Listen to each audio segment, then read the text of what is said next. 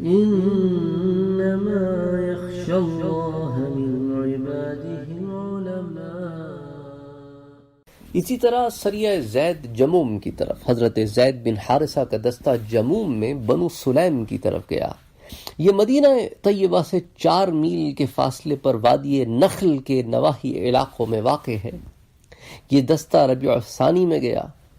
انہوں نے مزینہ قبیلے کی عورت کو پایا جس کا نام حلیمہ تھا۔ اس نے بنو سلیم کے اترنے کی جگہوں میں سے ایک جگہ بتائی، چنانچہ اونٹ، بکریاں اور قیدی مسلمانوں کے ہاتھ آئے۔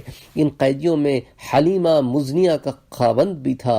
جب حضرت زید ان چیزوں کے ساتھ مدینہ طیبہ پہنچے تو حضور نے مزنیہ اور اس کے خاوند کو چھوڑ دیا، کیونکہ مزنیہ نے حضرت زید کو ٹھکانہ بتایا تھا، کو اسی لیے حضور صلی اللہ علیہ وآلہ وسلم نے ان دونوں کو چھوڑ دیا۔